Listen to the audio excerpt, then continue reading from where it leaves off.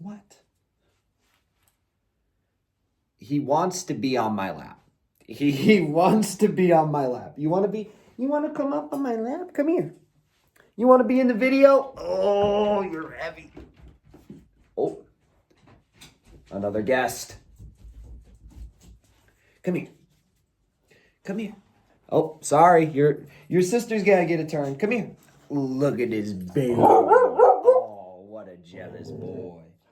What a jealous boy. How's it going, everybody? My name is John, and happy Thanksgiving. As you can see, I'm with the family. I hope you all have a marvelous holiday, or had a marvelous holiday if you're watching it after Thanksgiving, in which case, Merry Christmas. And I have a few topics I wanted to discuss today. First of which, the holiday season has me thinking of this one in particular, and I do apologize. There's very heavy winds today in Michigan. I don't know what the hell's going on. God's mad about something. But in the holiday season, it has me thinking about last year's holiday season and how much better this Thanksgiving and Christmas holiday season is in comparison to last year, simply for the fact that last year, the 2024 election encompassed everything, politicized everything. All you heard about was, if your family votes for Trump, don't spend time with them this year. If your family is Democrat, make sure you have some good things to say at the dinner table to piss them off. I think there should be a rule that the election season in the United States should only be allowed to be a certain length. Because not only do you have that holiday season that gets completely ruined by the election, the previous year basically gets ruined by the election. And my prediction is, going into this next election cycle, as soon as the midterms are over, you're going to see people gearing up for the presidential race in 2028.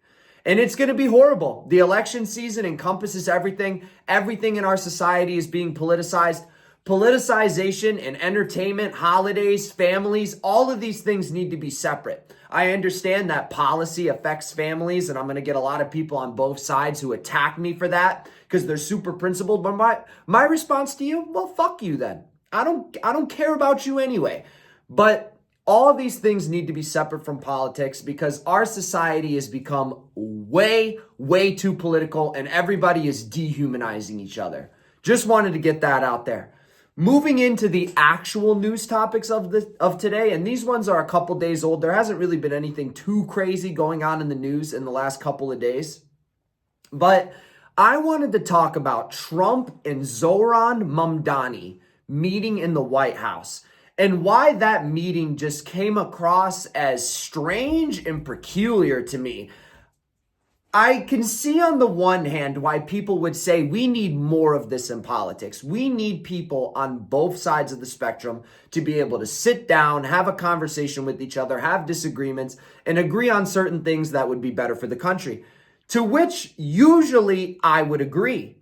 The problem with Trump and Zohran Mamdani meeting and being so cordial and so friendly and so buddy-buddy with each other, it's suspicious. It comes across as suspicious, unusual, and it feeds into my theory that I had when Trump and Obama were laughing it up together at Jimmy Carter's funeral. And that is that all of these people are friends. Both of these political parties are friends. And I thought Zohran Mamdani could be a little bit different. I thought that maybe he wasn't necessarily compromised in the same way that a lot of these other politicians are, just because he's a new face and he has very different principles. And it seemed like the political establishment of both the right and the left were against him, with Andrew Cuomo being his main competitor, a run-of-the-mill, I call him a Joe Biden Democrat. Hey, I need you guys to knock it off. Go lay down. Sorry about that, everybody, but I thought Zohran Mamdani could be a little bit different. Boy, knock it off.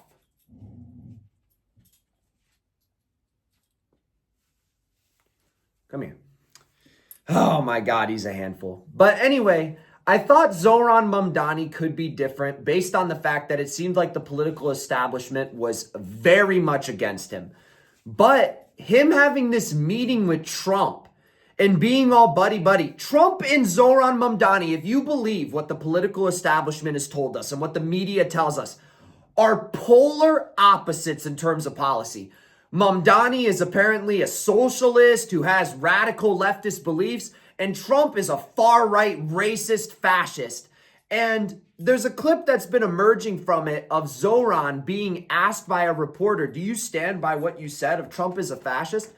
And Trump jokes about it when answering. About your comment calling the president a fascist, and your answer was, both President Trump and I have been clear about our positions and our views. Are you affirming that you think President Trump is a fascist? I've spoken about... That's okay. You can just say yes. Okay. It's easier. It's easier than explaining it. I don't mind. I can't be the only person that this doesn't come across as strange to. I really can't, because in our hostile, extremely hostile political environment, where even if you talk about politics with a normal person on the streets or over Facebook or even people you know, it gets extremely heated, personal. You have Trump and Mumdani, once again, who are on the complete opposite sides of the political spectrum, just chilling. Conveniently after Mumdani wipes the floor with an election, where I feel like the Republicans in establishment rhetoric was so bad, suspiciously bad, to the point where I feel they wanted him to be elected. And now that he has this meeting with Trump and they're all cool, it just feeds into that. Let me know what you think of it in the comments below, because I know I cannot, and I emphasize this, I cannot be the only person who sees the writing on the wall. The political elites on both sides are pitting us against each other, making us fight with each other so we don't wake up and realize, you know, maybe these billionaires and people that, you know, have all the wealth, the 1%, maybe they're the problem. Maybe they're the reason we're so divided in this country.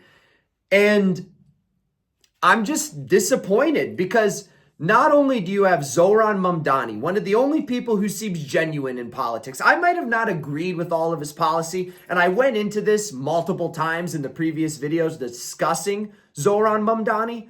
I might not agree with the majority of his policy, but if he's authentic and actually wants what's good for the American people, I can respect that. And when he's running against somebody like Andrew Cuomo, who I genuinely don't believe wants the best for the American people, I emphasize with the Mumdani and I emphasize with New York as to why they elected him.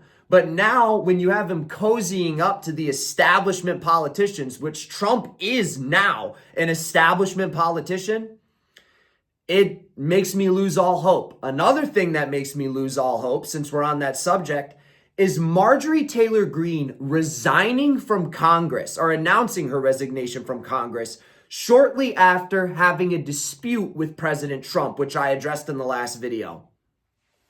Marjorie Taylor Greene has an extremely high Liberty score, as does Thomas Massie and some of the other politicians that I think are actually good for the American people. But despite that, it doesn't seem that Trump cares. These are the politicians that he's attacking, that he's calling traitors and saying that they're not in the interest of American people. Meanwhile, politicians like Lindsey Graham with a failing Liberty score are the ones that are being protected. Apparently, that's MAGA now. Just know, if you're MAGA, MAGA is the party of Ben Shapiro, Mary Ellison, Lindsey Graham, Mark Levin, and Donald Trump. That's your party. Actual America First members of the conservative movement, people that I think have a vested interest in the American people, being Thomas Massie, Rand Paul, Marjorie Taylor Greene. You could say some of these influencers. I think Candace Owens has an interest for the American people far more than the people I listed who are currently MAGA. Same thing with Tucker Carlson or Dave Smith, who's a libertarian. These people have all drifted away from Donald Trump and MAGA because he will attack the politicians who seem to have an actual interest in the American people. And his policy is not what he promised it would be. Pretty simple stuff.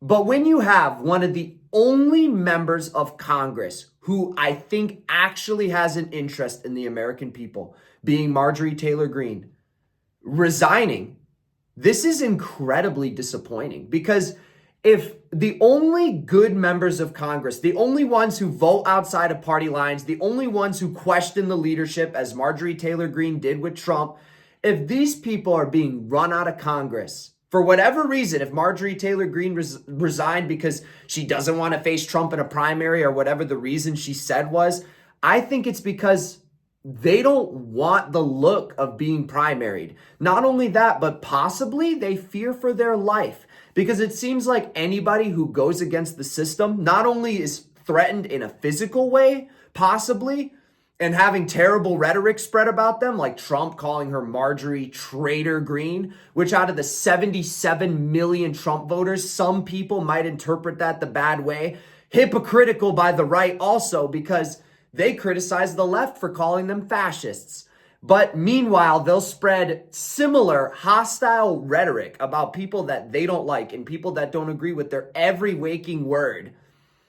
It's all hypocritical. It's all bull crap. And once again, it makes me not have hope. And it definitely distanced me away from the Republican Party. I'm not a Democrat. I don't think I'll ever truly be on the left again, which I used to be. But just like what I realized with the left is that they're compromised to a certain degree and that they exhibit cult-like behavior where if you don't agree with every single principle that the leadership of the party says, then you're promoting the other side, you're a detriment to the party, you're a traitor to the party, or in Trump's case, the way he words it, a traitor to the country. Both sides do this. If you don't agree that $3.8 trillion should go to Israel, the Republicans ostracize you. If you don't believe that gender-affirming care should be provided to children and that parents should have parental rights, the left ostracizes you. This is why a majority of Gen Z feels politically homeless. Neither of these corrupt, outdated, terrible sides represent our actual interests, which is affordability, having not criminals run around everywhere, not living in a dystopian society, and actually being able to make free will and free choices. That's it. That's all most of I won't even just say Gen Z. That's what most Americans want in principle. But despite that, there's no political party in this country that actually represents those interests. I wish that the Libertarian Party, which is the only third party that actually has a name or is credible, I guess the Green Party too, but the Libertarian Party being an actual third party with credibility, they should rebrand to the America First Party. And I know that America First term has been soured by super, I would say, disagreeable people, but America First, in principle, there's nothing wrong with putting the country that you are in and you are from first. They should rebrand to America First, actually put popular candidates up to vote. People that maybe the United States population has actually heard of. How many people have heard of Chase Oliver, who was the Libertarian candidate in 2024? I guarantee you, even after he was the Libertarian candidate and after he was on the ballot, that name does not ring a bell to most people. So there's no viable third option. There desperately needs to be a viable third option. And until there is, I and many other people my age and any age have no interest in voting. I'm sick of voting for the lesser of two evils. I'm sick of voting off of, well, the other party does this. Well, Trump does this. Well, the Democrats do this. I'm sick of it. I'm done with it. I'm not voting for the lesser of two evils. I'm a Christian. It's against my religion to vote for the lesser of two evils. This highlights what I was saying at the start of the video, that politics ruins relationships and ruins holidays. We're over here fighting with each other, liberal, conservative, Republican, Democrat, all fighting with each other. Meanwhile, it's this small percentage of people that are getting away scot-free. Are the high-ranking Democrats suffering while Trump is president? Were the high-ranking Republicans suffering while the Democrats were president? No, it's all on the American people. We're the ones suffering. So when you're at the holiday table, you're at Thanksgiving dinner, or you're spending time with your family on Christmas, don't target them. Don't fight people on Facebook and your friends and acquaintances and people that are just like you trying to get by. They just want freedom. They just want the ability to make free-willed choices. They just don't want dystopian crime-riddled streets. Most Americans have a lot in common. We want to be in control of our lives. We want to have a fair shot at making it and living a life that is reasonable and affordable. Don't fight your common Americans. Start turning your attention to these elites, like the Campbell's executive that recently got outed as saying that the food they make and the soup they make is trash for poor people. These are the people that are sucking the life out of our society, making things unaffordable. They have no interest or care in the American people.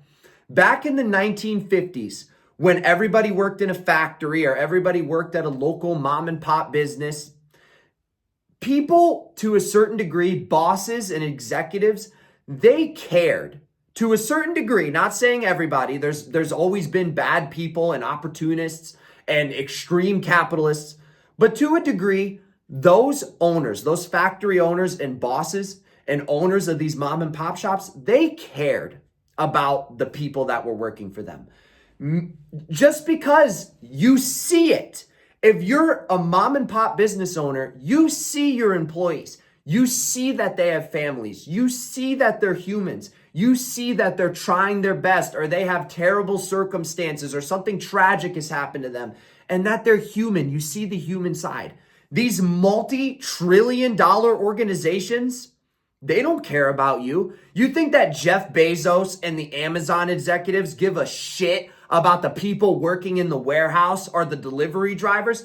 I can tell you from personal experience, they don't. And none of these mega corporations do. They're all out for money, like this Campbell's executive who was caught saying that horrible statement. I don't know how he was caught saying that statement. I don't know if it was leaked by some sort of hacker or whatever it was, but this is how the elites really feel about you. This is how they feel about us. They see us all as lazy, as peasants, the same way that the kings hundreds of years ago viewed their peasants as nasty people with no smarts, no ambition.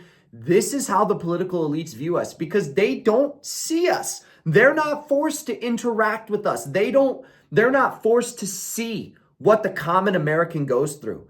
And unfortunately, this seems to be a problem that is only getting worse as jobs are replaced by AI, making other jobs more competitive and wages more competitive, and not competitive in a good way necessarily, but more people are getting pushed into poverty. There's have-nots and have-yachts.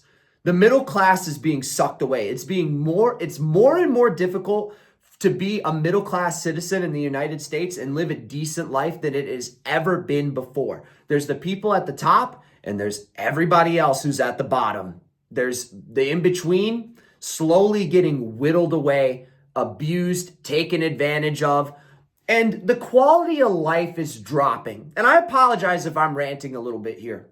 The quality of life is dropping. You have streaming services jacking up the prices. Meanwhile, they give you more advertisements. On top of jacking up the prices, remember when Netflix was $9.99 and there was no ads?